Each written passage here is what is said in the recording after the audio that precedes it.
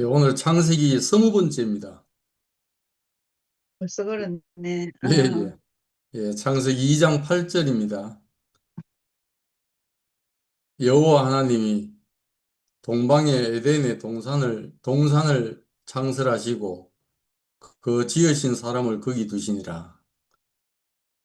예, 오늘 이 말씀 중에 그 성경 구절에서도 동방의 에덴과 동산을 구분해 놓고 있거든요. 그래서 그 한꺼번에 다 말씀 나누기가 좀 많아서 오늘은 동방의 에덴에 동쪽의 에덴에 그 부분에 집중해서 은혜 나누기로 하겠습니다. 그 하나님 창조 경륜은 그 사람과 땅을 향한 그 하나님의 긍휼과 축복이라는 말씀을 창세기 시작하면서부터 우리가 은혜 나눴습니다. 이게 우리 삶의 복의 대전제입니다. 하나님이 창조 경륜을 시작하신 게 그 땅과 사람에 대한 긍휼과 축복이다. 우리도 그렇잖아요. 그 부모가 우리를 낳으신 것 자체가 축복입니다. 그리고 그게 땅에서 우리가 입을 수 있는 은혜거든요. 그래서 이 말씀은 많이 우리가 나누었기 때문에 그리고 이제 하나님이 땅을 살리셨잖아요. 정돈하시고 그리고 이제 각종 생물들과 그 사람을 만드시고 심히 보기 좋다 이렇게 하셨습니다. 이거는 하나님이 하시던 일을 다 마치고 만족하셨다, 기뻐하셨다 이 말이죠. 그리고 안식 중에 축복하신 겁니다. 일곱째 날을 거룩하게 구별해가지고 축복했습니다. 이게 이제 하나님의 안식이거든요. 그 사람의 안식은 어디서 오냐 하면 이 하나님의 안식에 참여할 때 옵니다. 완전한 안식은.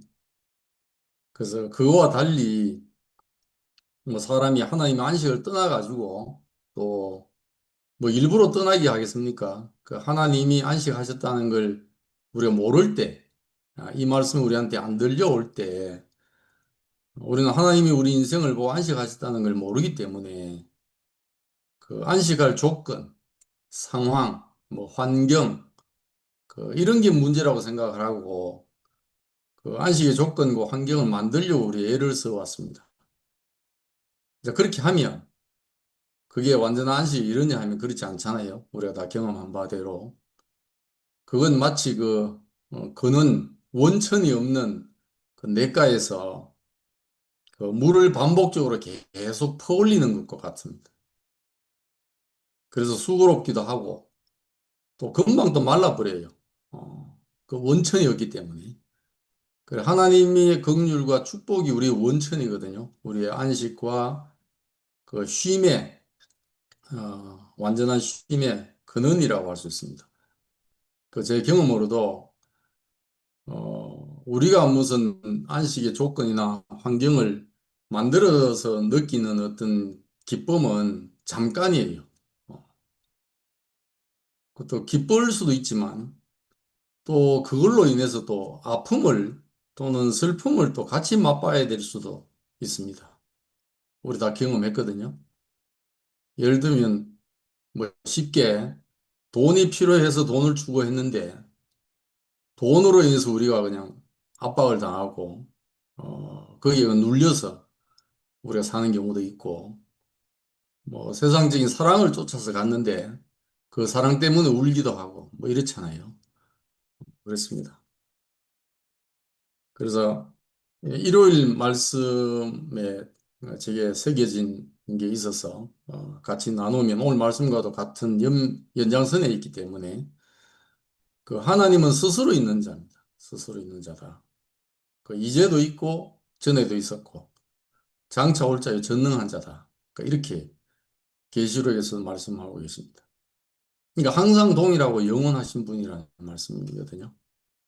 그래서 이제 모세가 그 애굽에서의 그 표면적인 그 왕자 생활을 했잖아요.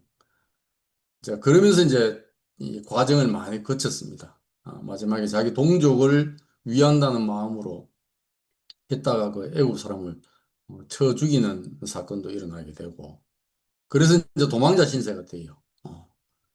그래서 이제 광야 장인 이대로 양떼를 치던 중에 하나님께 이끌려가지고 이제 광야 서쪽으로 이렇게 인도됐습니다. 그래서 이제 큰 광경을 봤어요. 큰 광경. 어떤 광경이냐 하면, 출애굽기 3장 2절 3절에 그가 보니 떨기나무에 불이 붙었으나 그 떨기나무가 사라지지 아니한지라. 그래서 모세가 이르되 내가 돌이켜서 이상한 광경을 봤으니까 돌이켜서 이 큰 광경을 보리라. 떨기나무가 어찌하여 타지 아니하는고 이렇게 광경을 목도하게 된 겁니다. 근데 이 광경에 이제 영어 성경으로 보면 그 붓이라고 그러거든요. 붓이. 그러니까 가시덤불로 해석을 해요. 번역을.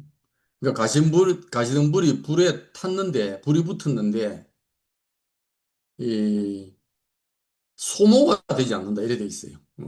was not consumed. 소모되지 않더라. 그래서 이게 왜 안 타는고 하고 이제 이상하게 봤다는 거예요. 소모되지 않고 타지 않고 뭐 이랬다는 거예요. 그 이제 이 우리가 모세를 보면 떨기나무를 보면서 모세를 같이 보면 그때까지는 자기 스스로 연료가 돼서 탔지요. 소모되고. 그래서 자기 스스로 쓰여질 거리가 많은 사람으로 생각했을 법도 해요. 그런데 이제 그가 도망자 신세에 처가에서 양치기가 돼가지고 이제 서쪽으로 이끌려 가지고 그 불이 붙어서나 타거나 사라지지 않는 나무를 봤잖아요. 그러니까 떨기나무는 그 광야에 정말 그 우리 경상도 말로 천지 빼까리라고 할 수 있는 지천에 깔려 있는 그야말로 보잘것없는 우설초와 같은 거예요. 그 담벼락에 많다. 뭐 백향목은 귀하지만 우설초는 그냥 널려 있다 이 말처럼 이 떨기나무 가시덤불도 우리 흔히 보잖아요. 그 보잘것없고 작고 이런 거라는 겁니다. 그러니까 이게 이제 우리한테도 은혜 되는 게 귀한 것 같은 우리가 속하지 않을 거 아닙니까? 근데 뭐 지천으로 깔려 있는 속에 불이 붙었으니까 우리도 붙을 수 있는 겁니다. 그런 의미에서 은혜고. 그러니까 이 이제 가시덤불은 흡사 모세 자신으로 보일 수도 있고 또 확장하면 그 노예 상태에 있는 이스라엘 백성과도 같은 모습이라고 할 수 있습니다. 또 이게 이제 더 넓게 보면 그 선악의 죄 가운데 있는 인류의 모습이기도 합니다. 그래서 이 가시덤불이 모세와 함께 하나님의 산 호렙에 이제 구별돼서 서 있는 겁니다. 그래서 모세와 가시덤불을 같이 우리가 봐야 되거든요.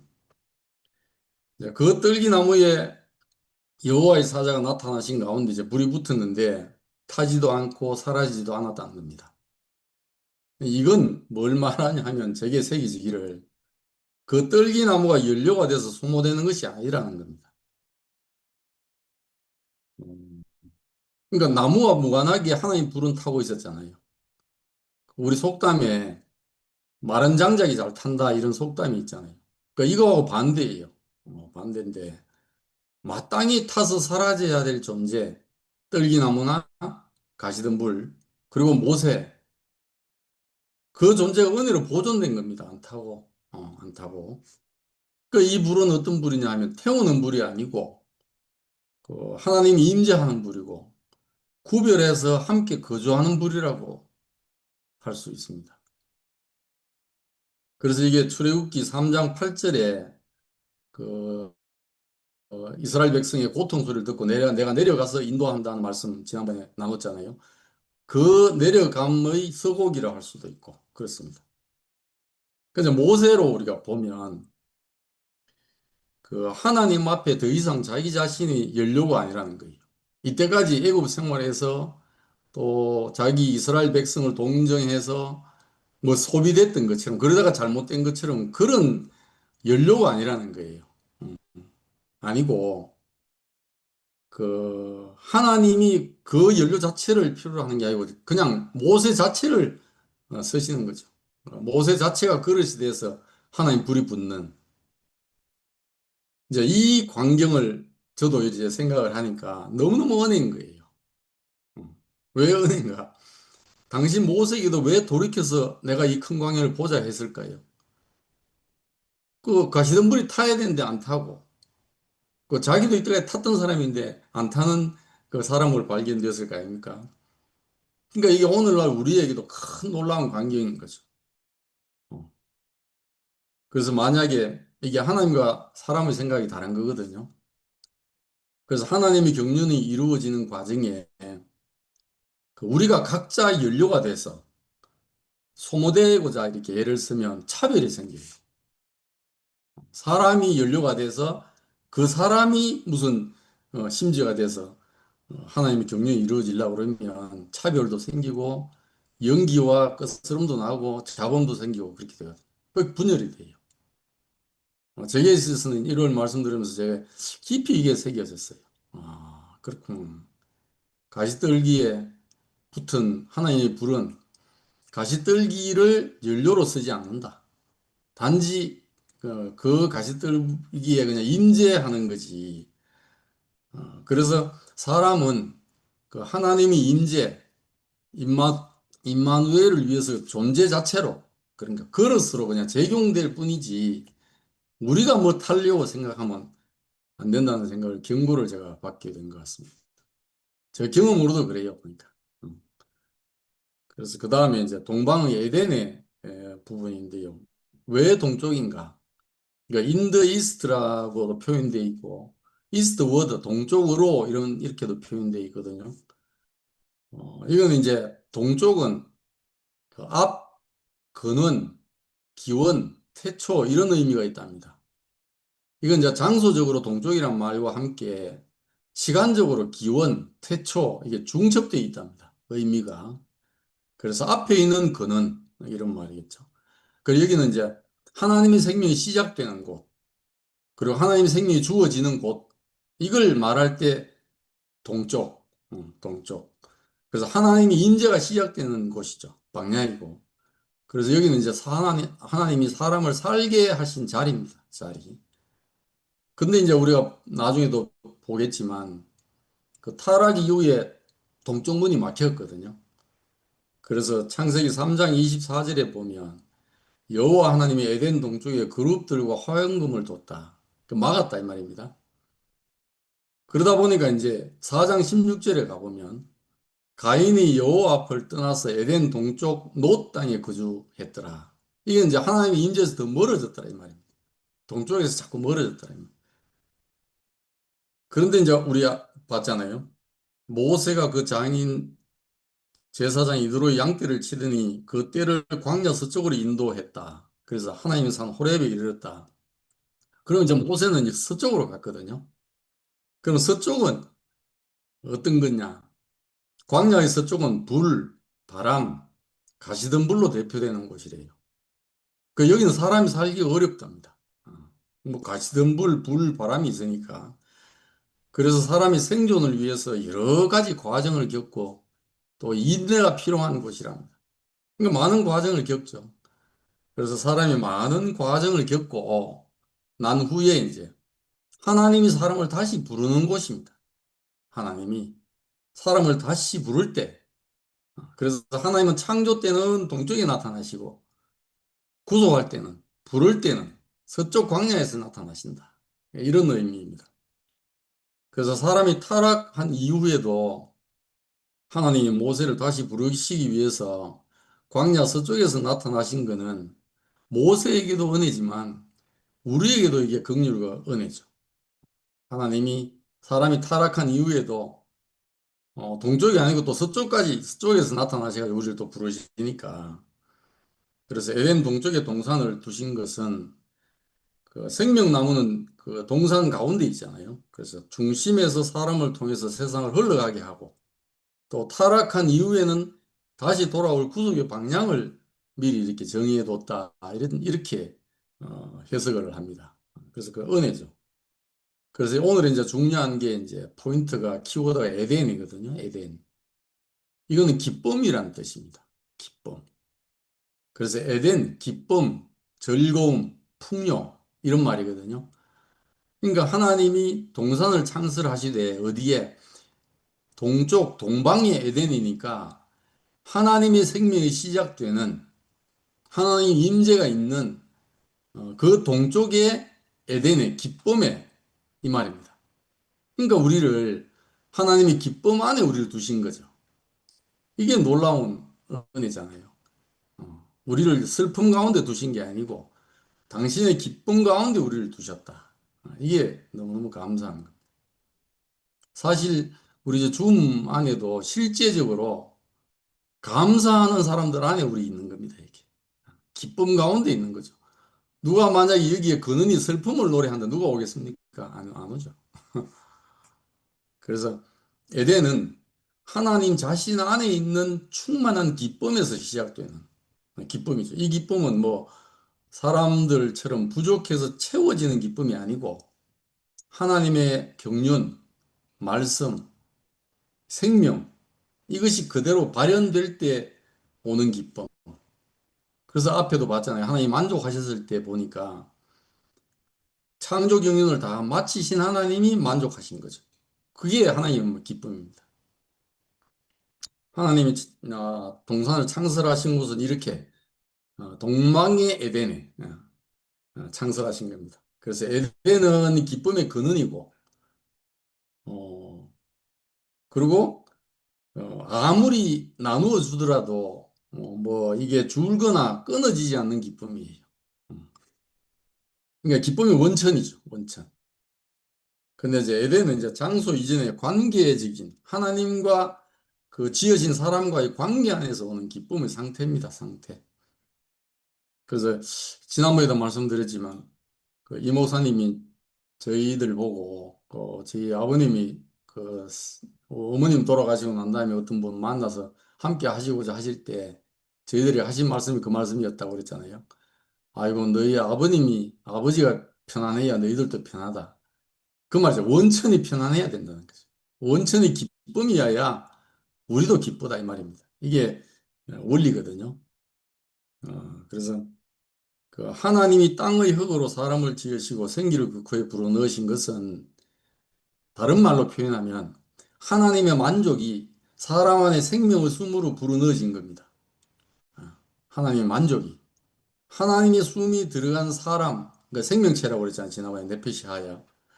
이거는 하나님의 기쁨을 담을 수 있는 존재입니다. 존재. 그 사람이 뭐 슬프다, 뭐 괴롭다, 이렇게 빠질 인생이 원래 인생이 아니고 그 하나님의 만족과 기쁨을 담을 존재로 지어졌다는 거예요. 이 이제 정상적으로 회복하는 겁니다. 우리가. 그래서 하나님의 기쁨은 그 사람을 위해 배치된 그 동산으로 이제 분배되는 거거든요. 이게 앞으로 또 보겠지만. 그래서 또 보면 창세기 2장 10절에 보면 강이 에덴에서 흘러나와 동산을 적시고 거기서부터 갈라져 내 근원이 됐다. 그러니까 이 말은 하나님의 기쁨은 고여 있지 않고 흘러간다는 거예요.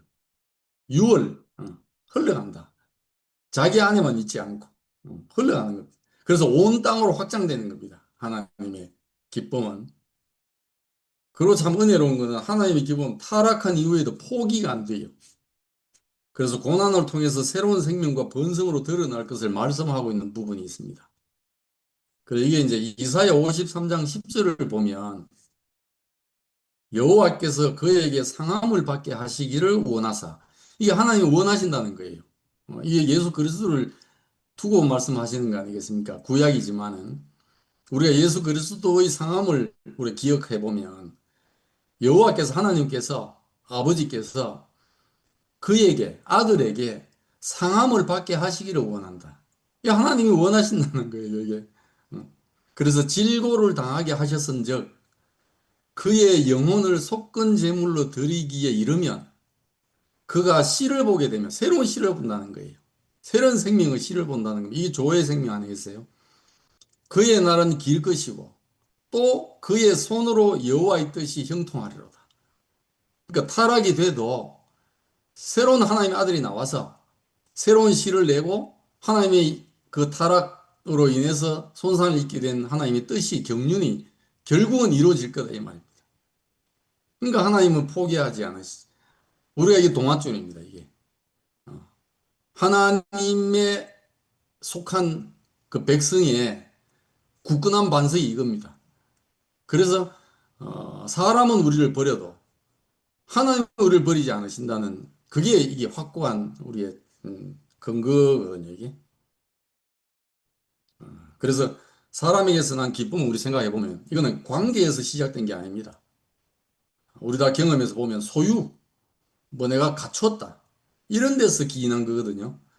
이거는 값없이 분배되지도 넘쳐 흘러가지도 않아요. 어, 확장되지도 못해요. 그래서 우리 무서운 말 있잖아요. 많이 가진 사람이 더 무섭다. 우리 상식으로 보면 많이 가졌으면 많이 나눠질 것 같잖아요. 안 그래요?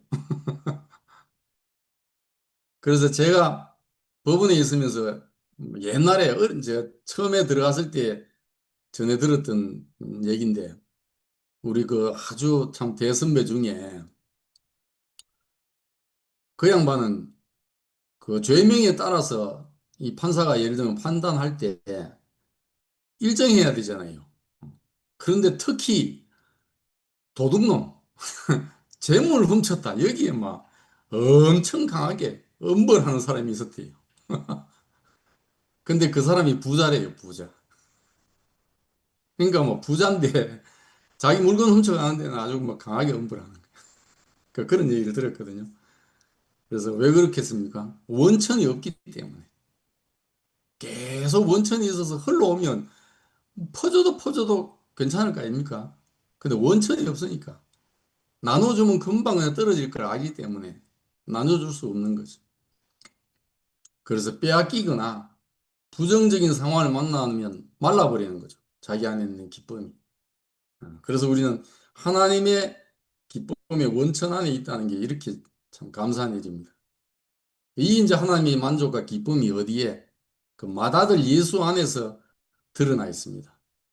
그래서 마태복음 17장 5절 우리가 잘 아는 그리고 마태복음 3장 17절에 보면 이는 내 사랑아들이요 내 기뻐하는 자다. 너희는 그의 말을 들으라. 이 아들을 기뻐하시는 거죠. 그러니까 이 아들의 행위 때문에 그렇겠습니까? 아닙니다. 이 아들의 존재 자체 때문에 기뻐하시는 거죠. 예수 그리스도는 하나님이 사람을 창조하신 목적이 온전히 성취된 사람입니다. 예수는. 그래서 우리가 예수 안에 있을 때 하나님도 그 예수 문을 통해서 우리를 보시는 겁니다. 우리를. 그래서 이제 예수 그리스도 자신 안에 있는 충만을 또 기쁨을 우리가 보면 하나님의 만족과 기쁨은 예수 그리스도 안에 충만해졌습니다. 그래 히브리서 12장 2절에 보시면 그는 그 앞에 있는 기쁨을 위하여 십자가를 참으사 그 앞에 있는 기쁨이 어떤 기쁨이겠어요? 자기 앞에 누가 있습니까? 아버지 하나님이 계시는 거죠. 그러니까 아버지 하나님이 기뻐하실 걸 위해서 십자가를 참으사 부끄러움을 개의치 아니하시더니 하나님 보좌 우편에 앉으셨느니라. 그래서 이 말씀 보면서 제가 뭐 제 얘기가 그 이게 차원은 좀 다르지만 그냥 그 이해하기 쉽게 그냥 제 간증을 드리면 그 제가 공부할 때 뭐 어렵다고 하는 공부할 때 위장병 얻어가면서 했거든요. 그런데 그때 당시에는 그 어머님 아버님 생각을 하니까 그 어머님 아버님이 기뻐하실 걸 생각하니까 그 위장병 아픈 게 별로 그렇게 신경이 안 쓰이더라고요. 이게 뭐 예수님하고 차원이 전혀 다르겠죠. 세 발에 피겠지만은 또 성질도 좀 다르고 하겠지만 그냥 쉽게 이해하기 위해서 표면적인 예를 들면 그래서 골로새서 1장 19절, 2장 9절에 보면 아버지께서는 모든 충만으로 예수 안에 거하게 하시고 그 안에는 신성의 모든 충만이 육체로 거하셨다. 그러니까 예수의 기쁨은 뭐 우리 인간들처럼 뭐 상황적인 조건에 딸린 게 아니죠. 아니고 아버지의 뜻을 이루는 창조 경륜 안에서의 존재적인 기쁨인 거죠. 존재지. 그래서 뭐 우리도 여한이 없습니다 이런 말을 하잖아요. 그 여한이 없습니다는 말을 뭐 세상에 있는 사람한테 해보라 하면 절대 못합니다. 근데 우리는 이 말이 왜 나오겠습니까? 예수 안에 있는 존재적인 기쁨과 같은 그런 성질의 기쁨을 우리가 맛보고 있기 때문에 그 말이 나오는 겁니다. 그래서 이게 이제 그 십자가 안에서의 만족으로 이제 우리한테 보여집니다. 그래서 이사야 53장 11절에 보시면 그가 그 예수님이 그가 자기 영혼에 수고한 것을 보고 만족하게 여길 것이다. 이 말입니다. 어. 그러니까 여기서 하나님의 만족과 기쁨이 아들의 만족과 기쁨과 일치하는 걸 봅니다. 우리가. 아버지의 기쁨이 아들의 기쁨이구나. 그래서 우리 하나님은 소멸하는 불이심이라. 이게 히브리서 12장 29절이거든요. 이 십자가의 불은 아까 제가 말씀드린 그 가시떨기 나무의 불, 모세에게 보여진 불하고는 좀 다릅니다. 이게 그 가시떨기에 붙은 불은 태우는 불이 아니라고 했잖아요. 그리고 소멸케 하는 불은 아니었어요. 그 보존했습니다. 이게 은혜의 예고였습니다. 은혜의 예고. 근데 이제 십자가에 불이 붙은 이 불은 우리 하나님은 소멸하는 불이야. 태워 없애는 불이다 하는 그 불입니다. 그래서 이거는 실제적인 소멸의 불이고 심판과 속죄의 불입니다. 아담 이후에 이 하나님의 불, 소멸하는 불을 감당할 만한 합당한 사람이 나타나신 거죠, 이제. 그래서 그는 지난번에 말씀드린 것처럼 크실론이라고 하는 십자가 나무거든요. 이 십자가의 나무에 달리셔가지고 그 저주를 자기가 받은 겁니다. 그래서 하나님의 불에 의해서 완전히 타신 거예요. 이거 대속의 불이거든요. 우리를 대신해서 완전히 타신 겁니다. 하나님 앞에. 완전히 죄가 되시는 거예요. 그래서 떨기나무에 불이 붙었으나 이건 임재를 나타내고 타지 않았다. 이건 심판이 유예된 겁니다. 예수에 이르기까지. 그래 모세가 보존됐습니다. 이건 은혜의 예고입니다. 근데 십자가 나무에 달리신 예수는 하나님의 불에 의해서 완전히 타셔가지고 심판이 성취된 겁니다. 그래 은혜가 완성이 된 거예요. 그래서 지난번에 말씀드렸잖아요. 이거는 예수님의 그 부식회, 끝남은 끝난 게 아니고 중단이 아니고 새로운 생명으로 확산되기 위한 시작입니다. 이게 끝나고 다시 사는. 이게 이렇게 끝나고 다시 사는 하나님의 경륜이 펼쳐질 구속사가 이루어질 것에 합당한 인격이 나온 거죠. 예수 안에서. 그래서 떨기나무의 불은 예표고 십자가의 불은 실체입니다. 실체. 그러니까 이제 예수 그리스도는 하나님의 경륜을 요한복음 19장 30절에서 다 이루었다. 이렇게 말씀하신 거예요. 그리고 숨을 거두신 겁니다. 다 이루었다. 그리고 이제 부활하신 예수 그리스도는 지난번에 봤듯이 제자들 가운데 오셔가지고 그들을 향해서 숨을 내쉬며 성령을 받으라. 이렇게 성령의 불을, 예를 들면 분배하는 불을 우리한테 주신 거죠. 그리고 중요한 부분은 이 예수 그리스도 이후에 아무도 이처럼 완전하게 타실 분이 없습니다. 이처럼. 무엇보다도 하나님이 또다시 누구에게 이렇게 탈 걸 요구하지 않습니다. 이게 우리 은혜예요. 세상이나 종교 안에는 다 태워야 돼요. 누가 뭐 예를 들면 다비식을 했다. 한 사람은 끝나는 게 아니에요. 다른 스님 또 다비식 해야 돼요. 근데 예수 그리스도 안에 있는 하나님의 경륜은 구원의 경륜은 당신의 맏아들 완전한 씨가 한 사람이 완전히 타면 그 안에 있는 사람을 다 그렇게 보아주십니다. 이게 은혜예요. 이게. 그래서 다만 하나님이 우리한테 요구하시는 것은 이 아들 안에 있으라. In Christ. 이 아들 안에 있으면 그를 통해서 하나님의 생명을 분배하겠다. 그 예수님도 그러잖아. 나로 남지 않고는 아버지께 갈 적 없다. 내게 있으라. 이 말이거든요. 그래서 이 안에 있어서 분배를 받아가지고 하나님의 나라로, 교회로 지어져 가기를 원하시는 이것밖에 사람에게 요구하는 게 없습니다. 그래서 히브리서 1장 2절에 보시면 이 모든 날 마지막에 아들을 통하여 우리에게 말씀하셨으니 이 아들을 만유의 산속자로 세우시고 또 그로 말미암아 모든 세계를 지으셨다. 그리고 다른 이로서는 구원을 얻을 수 없나니 천하 사람 중에 구원을 얻을 만한 받을 만한 다른 이름을 우리에게 주신 일이 없답니다. 이게 독선이 아니고요. 이게 사도행전 4장 12절에 있거든요. 그래서 이 예수 그리스도 안에 하늘에 있는 것이나 땅에 있는 것이 다 그의 머리 대신만에 통일이 됐습니다. 통일. 이 주님을 찬양하지 않을 수 없잖아요. 이 우리 만유의 주님이신. 그래서 그분이 교회의 머리가 되시고 기초석이 되시고 이 모퉁이와 저 모퉁이를 연결하는 모퉁이 연합돌이 되신 겁니다. 코너스톤, 헤드스톤. 그래서 바울은 고린도후서 11장 2절에서 이렇게 말씀하십니다. 하나님의 열심으로 우리를 정결한 처녀로 너희를 정결한 처녀로 한 남편인 그리스도께 중매하려 한다.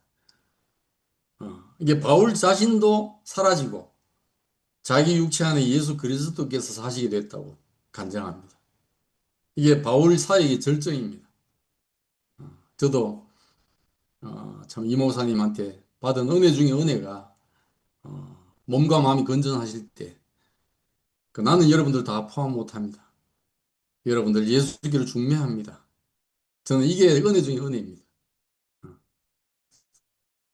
그리고 우리 중에 어떤 한 사람 안으로 모은다고 해도 완전한 연합이 안 됩니다. 이 머리 되시고 기초석이시고 연합의 모퉁이 뚫이 되신 이 예수 그리스도 안에 오지 않으면 우리는 완전한 연합 어렵습니다. 그래서 예수 그리스도 안에서 그의 십자가의 길 안에서 아버지 하나님께로 가는 길이 활짝 열려 있습니다. 어, 이게 너무 감사하잖아요. 그래서 이제 이 아들의 만족과 기쁨이 우리의 기쁨으로 된 겁니다. 확산이 된 겁니다. 그래서 이제 부활하신 예수 그리스도로 말미암아서 분배된 그 성령은 제자들을 태워 없애지 않아요. 모세처럼 이제는 다른 불이 와서 그들로 하여금 정결하게 살게 하는 불이 됐습니다. 살리는 영이 됐습니다. 살리는 영이. 그래서 사도행전 2장 3절 4절에 보시면 마치 불의 혀처럼 갈라지는 것들이 그들에게 보여 각 사람 위에 하나씩 임하여 있더니 그들이 다 성령의 충만함을 받고 성령이 말하게 하심을 따라 다른 언어들로 말하기를 시작하니라. 요한복음 15장 11절에 보시면 내가 이것을 너희에게 이르면 내 기쁨이 너희 안에 있어 너희 기쁨을 충만하게 하려 합니다. 이렇게 하셨습니다. 그래서 우리를 예수 그리스도 안에 부르시고 또 택하시고 그 택함 받은 우리가 누리는 기쁨도 뭐 내 삶이 잘 됐다, 뭐 내 소유가 많아졌다, 뭐 내 환경이 좋았다 이런 게 아니잖아요. 만약 그걸 지향하면 성경에 있는 말씀처럼 세상에 우리보다 불쌍한 사람이 없대요. 그래서 예수 그리스도 그 아버지 하나님의 만족과 기쁨에 우리가 연합돼 가지고 포함되어 있기 때문에 영광인 거죠. 우리 안에서. 그래서 땅의 흙인 우리에게까지 생명의 숨을 불어넣으시고 또 광야 서편의 가시덤불과 똑같거든요. 우리도 그런 가시덤불에 불과한 우리를 모세 안에서 보존하셨다가 또 예수 그리스도 안에 포함시켜 가지고 새 생명으로 우리를 또 거듭나게 하는 맛을 보게 하고 하나님의 경륜을 흐르도록 이렇게 베푸시는 은혜가 얼마나 큽니까? 너무너무 감사한 거죠. 그러다 보니까 제가 오늘 그 생각 이 말씀 보면서 제가 참 제가 손녀들 이름을 잘 지었다는 생각이 다시 또 들었어요. 이루다. 뭘 이루다 이 말입니다. 그래서 하나님의 말씀을 이루라 이렇게 그 다 이루고 나면 편안하잖아요. 그래서 이루한 편안할 안 이루한 이루고 편안하면 기뻐요. 그래서 기쁠 이 그래서 이루이 그렇게 지었거든요. 제가 지어놓고 보니까 잘 지었대. 하나님 우리를 이렇게 안 보시겠습니까? 그래서 예수 그리스도와 우리 안에 만족과 기쁨이 어떻게 표현되냐면 잔치로 표현된 겁니다. 우리 지금 죽음 이렇게 누리고 있잖아요. 이 잔치입니다, 잔치. 잔치. 혼인잔치가 왜 있겠습니까? 예수님이 왜 혼인잔치를 자기 안에서 기쁨이 충만하시니까 잔치를 베푸시는 거죠. 그래서 이 말씀을 보면서 생각이 났습니다. 이번 겨울 집회 말씀 섬김이로 참 이렇게 섬기실 세 분 누님 생각하니까 줌에서 뭐 하고 계십니까? 당신들 안에 있는 만족과 기쁨을 계속 얘기하시잖아요. 이게 에덴입니다, 에덴. 에덴이 다른 게 아니고. 그래, 이게 줌이 너무너무 행복하잖아요. 그리고 지난번에 혜정네 누님이 하신 마지막 간증이 잊을 수 없네요. 어, 하나님이 뭘 해보시다가 먼저 죽으셨답니다. 그래서 아는 사람이 먼저 죽으면 된대요. 이거 잊을 수가 없어요. 그 간증이. 그리고 상도 형님이 며칠 전에 제 식사를 했는데 그 자리에서 상도님 그 간증 하시더라고요. 올해 2025년도에 왠지 마음이 안정이 된다. 그게 에덴입니다. 에덴. 에덴. 기쁨이다.